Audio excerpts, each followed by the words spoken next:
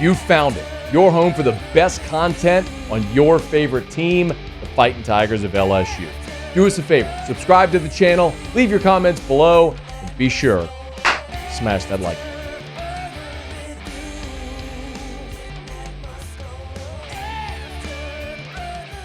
ESPN's FPI has released their projections for the 2025 college football season.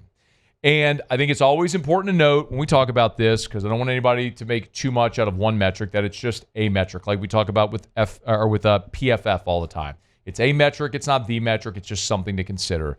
But people can put out their subjective opinions, right? I can put out a top 25, a playoff projection. Any national analyst can do that as well. You can. We all can. We can make predictions. It just feels a little different when there feels like there's something objective, when it's data, when it's an algorithm considering different inputs. That's why we consider things like, what does Vegas say? What do the odds makers say? What does PFF say? FPI is one of those as well. Bud Elliott every year puts out his blue chip ratio, which is something we talk about. Well, FPI has been one that people have leaned on in large part because it's ESPN, right? When you have the backing of the four letters, of course, people are going to give it more credence. What's so interesting, though, is in an expanded college football playoff, a reshaped postseason, it is so hard to project a lot of these things because the path to the championship is different now. It's no longer who are the top two teams of the top four. 12 are going to get in. 12 can have a very different path. Oregon was your only undefeated team, and they had a bye and a brutal draw, and then they lose in the Rose Bowl to Ohio State. Ohio State was 10-2. In a 14 playoff, they wouldn't have even been in, and they go on and win the national championship. So it's harder than ever to project some of these things. And this is also now a new FPI because it's a predictive system. I'm reading directly from what it says here. It estimates their strengths in points per game relative to the national average on offense, defense, and special teams, and then it makes adjustments for starters lost, recruiting talent, and other personnel changes. That has never been more difficult to project than now because of the transfer portal. So yes, you have starters lost. You could look at what you have, what production you've lost, what you return. You could look at recruiting, but it is so difficult to project something like you look at LSU, for example. Sage Ryan was a starter for you and among your leading tacklers. He's now at Ole Miss.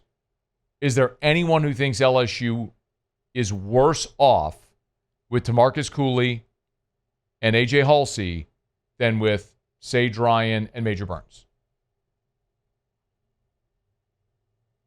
Pretty quiet in here.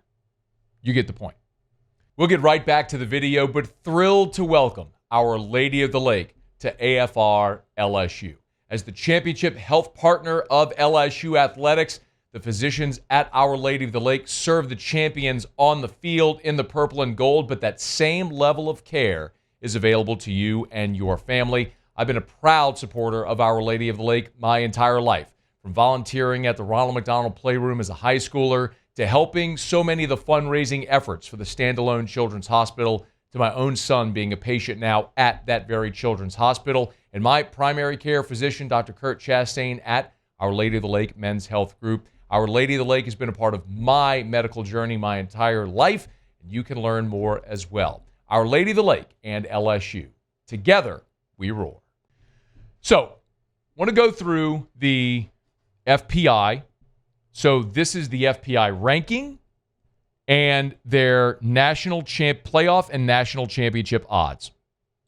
I won't bury the lead. They've got LSU 12th in the country. FPI is LSU 12 with a 30% chance of making the playoff and just a 1.8% chance of winning the national championship. They have Texas at the top, followed by Georgia, Ohio State, Alabama number 4. Bro, they just... Computers love Alabama, man. Penn State 5, Oregon, Clemson, Miami, Notre Dame, Tennessee, that's your top 10. Then Texas A&M, LSU, Ole Miss, that's the top 13.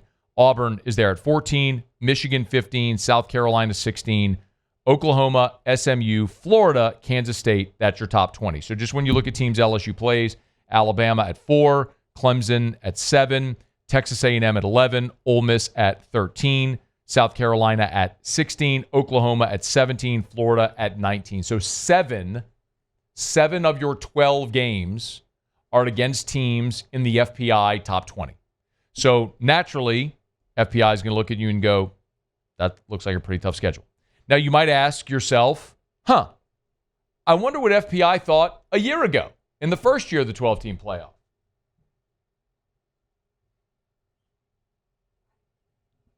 You might have said, I wonder what FPI thought a year ago in the first year of the 12-team playoff. I wonder what FPI thought a year ago in the first year of the 12-team playoff. I'm glad you asked, Muse. That's why I like you, Muse. You're always on top of it. You're always thinking. They had Georgia preseason number 1. Probably not a giant surprise. They'd won back-to-back national championships and then kind of got screwed out of a playoff spot. They were undefeated, lost the SEC championship game, so got left out of a 14 playoff when they're probably the best team in the country all year. But they had Georgia 1. They had Oregon 2. Oregon had a really good year. Had Texas 3. Texas sneaked into the playoff, obviously. It didn't go well once they were there, but they got in. Ohio State 4, which won the national championship. Alabama 5. How did Alabama do last year? They went 9-4. 9-4. Who did they lose to? Vanderbilt. They lost. Vanderbilt was a 6-6 team, right? Yeah. Yeah, that Vanderbilt. Yeah, they lost to Oklahoma. Yeah, they were a 6-6 team too, right? Yeah. No. Yeah, they were too. They also lost to Michigan in a bowl game. And they were a 6-6 team too, weren't they? They were. They were a 6-6 team. The other one was Tennessee. The other one was Tennessee. Yeah. Okay, well, they had them 5 a year ago. Whiff there. Have them 4 this year, which they're going to whiff there because Bama's probably losing 4 games this year. I can't wait. I cannot wait to recycle Bama as burning because it is so obvious if you are willing to remove the logo that is just a poop show. That's just, it's a dumpster fire. It's a hot burning mess, and we'll bring it back. Anyway, they had last year, they had Penn State, Notre Dame, these playoff teams. They had Oklahoma 8, by the way. Oklahoma finished 500. They had Tennessee 9, made the playoff. Missouri 10. Florida State 11. How did Florida State do last year? They won 2 games. Yeah, 2-10. Yeah. Maybe the worst season since they were an all-girls school. Michigan was 12. Michigan finished 500. Then LSU 13, A&M 14, Partridge in a Pear Tree, all that stuff. So, a couple things. I can't really get over when you look at what FPI projects for LSU. Project LSU at 7.9 wins. FPI is projecting LSU to go 8-4 this year. That, to me, is stunning. I'm going to continue to say it. And I think that is where, human knowledge of the team, the roster, is going to give you, me, us who follow this program, an advantage over the rest of the country who doesn't pay deep attention to LSU and the computers who don't know what to do with a team that has so many transfers. Say it again. LSU did this year what Ohio State and Ole Miss did a year ago. They went into the portal and bought the best roster in the country. That's what LSU did. They added 18 players via the portal. They got better at every level of their defense. They fortified the offensive line with 2 veteran starters. You got the leading returning passer in college football. You added dynamic weapons on the outside. You returned Caden Durham. You add a top 5 high school signing class to the mix. You are going to be one of the 3 or 4 best rosters in all of college football this year. It would be a stunning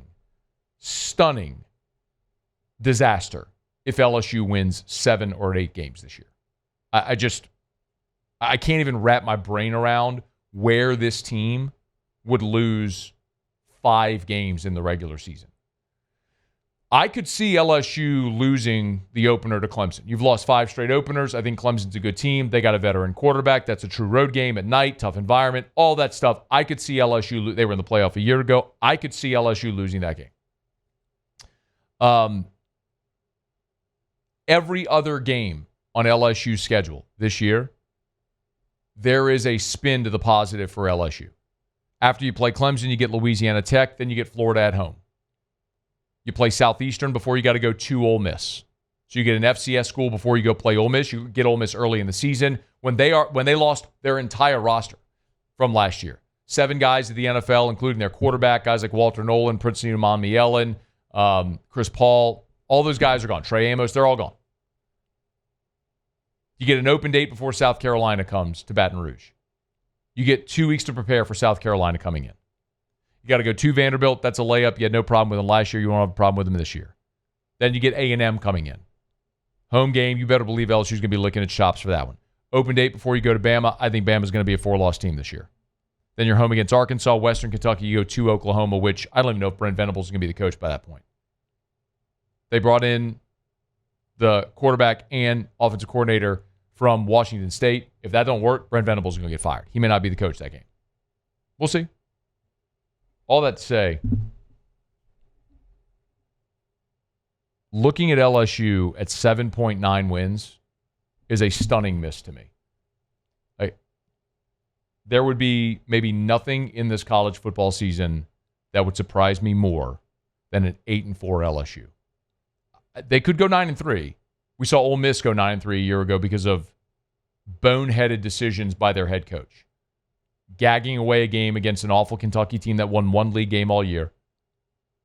Losing in overtime in Baton Rouge in a game where you didn't trail until the final score, when you had red zone opportunities and didn't take points, and then they did it 3 times against Florida. 3 times in the red zone, 3 times went forward on 4th down, 3 times got stopped, 3 times passed on points, and they lost the game. Any one of those goes their way, they're 10-2, they're in the playoff. I could see that happening as a floor. If LSU goes 8-4 this year, keep saying it. Hammer that over. Get it while you can. Hey, thanks so much for watching. Please leave your comments. I love to interact. And be sure to hit the red subscribe button below.